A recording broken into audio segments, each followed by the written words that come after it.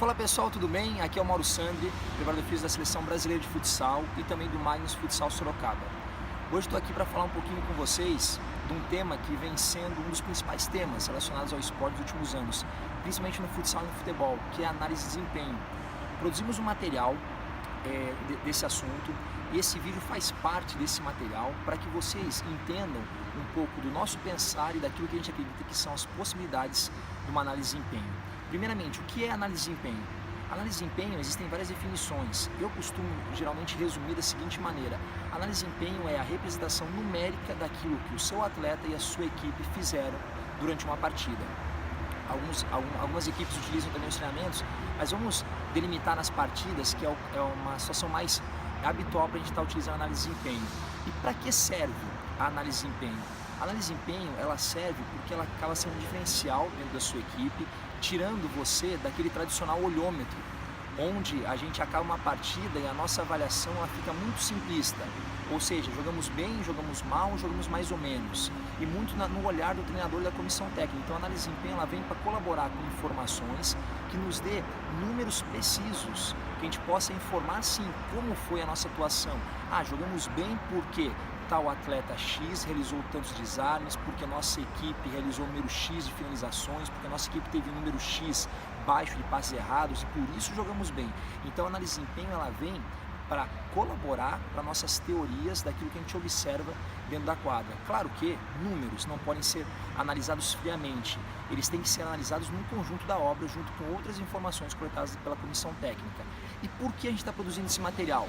A gente está produzindo esse material porque as principais equipes do mundo possuem análise de desempenho, possuem profissionais especialistas nessa área e possuem softwares, muitas vezes caríssimos, que ajudam as equipes a controlar todas as variáveis possíveis de um jogo, tanto de futsal como de futebol. Porém, a gente sabe que essa não é a realidade da maioria dos profissionais. Então, o nosso material, o nosso propósito é ir de encontro a vários profissionais espalhados pelo Brasil e pelo mundo, em várias realidades que trabalham com futsal e futebol e têm o interesse de introduzir a análise de desempenho de sua equipe. Então, a gente preparou um material simples, prático e num valor acessível, para que você aos poucos introduza em sua equipe a análise de desempenho e comece a entender como funciona e se interesse ainda mais por essa área. Claro que esse material para muitos profissionais será apenas o primeiro passo e vai requerer muitos estudos, pesquisas acerca dessa área, que é uma área extremamente interessante. A gente espera ajudar muito vocês. E esse vídeo faz parte desse material, onde estarei falando para vocês um pouquinho daquilo que a gente acredita ser as possibilidades e como funciona uma análise de desempenho, tanto no futsal como no futebol. E agora falando um pouquinho sobre análise de desempenho em cada modalidade. Claro que a análise de desempenho ela possui infinitas possibilidades. Existem algumas equipes que controlam tantas variáveis que requer um grupo de especialistas para fazer as coletas. Algumas equipes possuem em seu staff 6, 7 analistas de desempenho, coletando muitas vezes até quantos toques o atleta deu na bola, quantos toques com a perna direita, quantos toques com a perna esquerda. E claro que a gente sabe que isso não vai de encontro com a realidade da maioria dos profissionais. Então eu queria trazer para vocês aquilo que eu acho interessante, que seja um primeiro passo na análise de desempenho.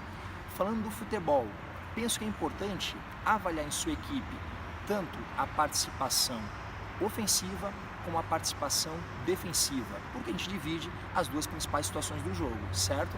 E dessa maneira, penso no seguinte, que na parte defensiva, os desarmes e interceptações são um reflexo do quanto nossa equipe produziu defensivamente. A gente pode ter como base essas duas principais coletas. Enquanto na parte ofensiva, a gente pode se basear principalmente pelo número de finalizações. Então, basicamente, no futebol, eu analisaria, no primeiro momento, o desempenho da minha equipe em duas situações: defensivo através do número de desarmes, interceptações, e ofensivo através do número de finalizações. Melhorando um pouquinho essa coleta, o que eu sugiro que a gente sempre veja quais foram as situações que provocaram as finalizações, porque a gente consegue então nortear um pouquinho daquilo que o nosso ataque está produzindo e como ele está produzindo. Então existem muitas equipes que treinam repetidamente umas situações, por exemplo assim, bola parada, escanteio, e no jogo isso acaba não refletindo. A gente tem pouquíssimas finalizações oriundas de bola parada e escanteio. E aí a gente pode estar analisando por que isso está acontecendo, se é o treinamento, se é o jogo, se é o posicionamento, se é uma questão tática. Como eu disse, os dados vêm para colaborar com vários fatores que interferem no jogo de futebol. Então, limitando sempre no primeiro momento, a análise defensiva em desarmes e interceptações, e a parte ofensiva, limitando entre finalizações e qual forma que ocorreram essas finalizações. Claro que vocês vão ver em nossas planilhas, nosso material, outras possibilidades, outros dados que podem ser coletados, e vocês podem ir desfrutando com o passar do tempo, se aprofundando de acordo com o interesse de vocês e de acordo com a necessidade da sua equipe. E para finalizar essa parte do futebol, vocês verão nas planilhas algumas informações interessantes que podem estar ilustrando ainda melhor o comportamento da sua equipe, que eu elencaria como a perda da posse de bola, importante para a gente observar alguns atletas que têm dificuldade de manter a bola sob seu controle e acabam perdendo muitas vezes a bola durante o jogo. Elencaria as transições, tanto defensivas, classificando a velocidade dela, se ela foi uma transição lenta, se ela foi rápida, se ela foi intermediária, para a gente saber como está sendo a nossa recomposição defensiva, e também classificando as transições ofensivas, como elas foram e o que ocasionou através dessas transições. Além, claro, das coletas básicas, como cartão vermelho, amarelo, falta, impedimento, assistências e gols, e assim já consegue ter uma grande base de dados para estar auxiliando nossa comissão técnica, nossos atletas e até mesmo nossa diretoria e patrocinadores. E no final do vídeo eu vou falar de todas as possibilidades de a gente estar utilizando esses dados que são coletados. E chegamos agora no futsal, o futsal que aí é a nossa praia, a modalidade que a gente vivencia diariamente. Com relação às estatísticas do futsal, também tem a coleta dos dados básicos. O que seriam os dados básicos? Falta, tanto falta sofrida como falta ofensiva, falta defensiva, a parte de cartões amarelos e vermelhos, a parte de assistência, a parte de gols. E aí os dados que eu acho fundamental para mapear o desempenho da nossa equipe. Vamos lá, assim como eu falei do futebol, para o futsal, essa teoria também se aplica. O comportamento defensivo da nossa equipe está diretamente relacionado aos desarmes. Importante também conceituar o que são desarmes. Existem vários conceitos de vários profissionais diferentes com relação a desarme. Na nossa equipe e na seleção a gente utiliza um conceito muito simples. O desarme é toda ação que interrompe ou atrasa o sistema ofensivo adversário. Então, por exemplo, o atleta da equipe adversária vai chutar a bola, nosso atleta dá um carrinho, se projeta, a bola bate no atleta, ela sobe para o alto e isso causa um atraso, a gente considera sim um desarme. Nossa planilha está separado entre desarme quando a gente rouba a bola ou interceptação nessa situação. Muitos profissionais gostam de colocar tudo isso numa informação apenas, sendo tudo como desarme, o que também não tem problema. O mais importante é entender que sempre que nosso atleta faz uma ação que interrompe ou atrasa o ataque adversário, é importante que a gente caracterize isso como desarme. Então, os desarmes estão diretamente relacionados com o sucesso defensivo da nossa equipe.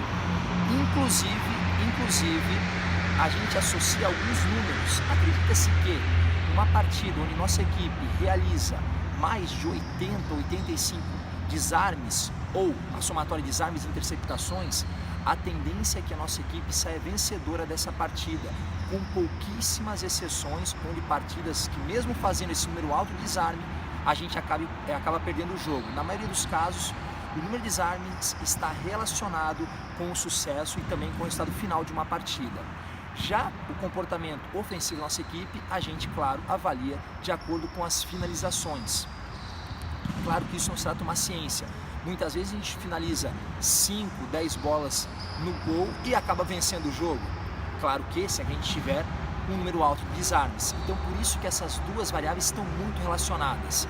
Mas analisando friamente o nosso sistema de ataque, o número de finalizações, a gente acredita que uma situação tipo de jogo onde a gente realiza mais de 30, 35 finalizações, geralmente está associado com o número de vitória ou, na pior das hipóteses, com o número de empate.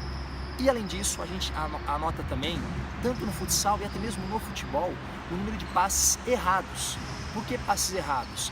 Porque passes certos é difícil a gente anotar, porque teria que ter um número maior de profissionais para anotar sempre que o atleta dá um passe certo, ainda mais no futsal, onde o intervalo entre um passe e outro é muito curto. Então a gente limita essa coleta somente nos passes errados. E aí a gente também limita as correções de acordo com aquele atleta, que realiza uma quantidade muito alta de passes errados ao longo do jogo.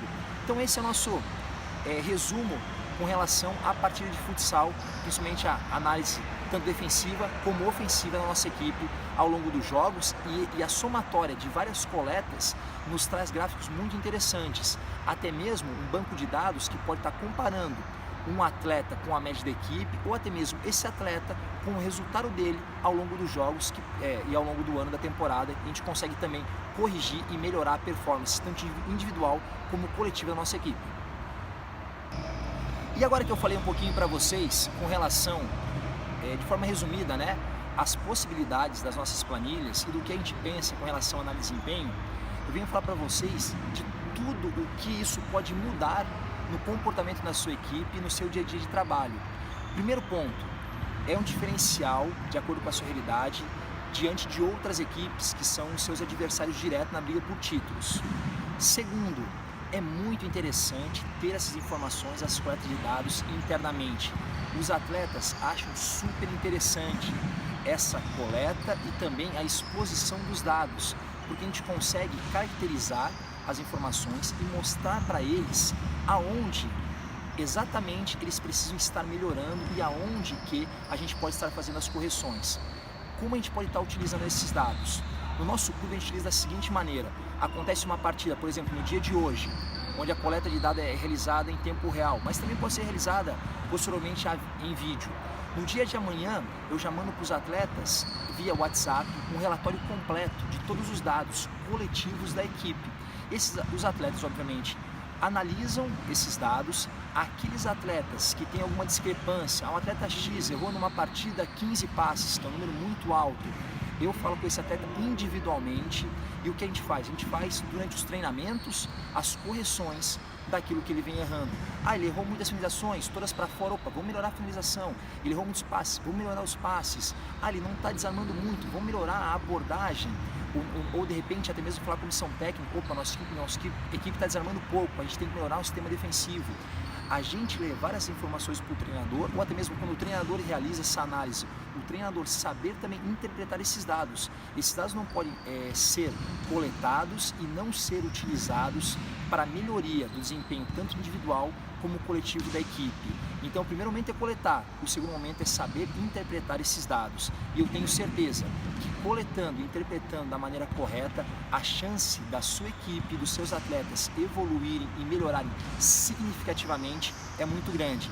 E eu espero que a gente consiga contribuir com o trabalho de vocês e que os resultados sejam os melhores possíveis. Um grande abraço, até mais!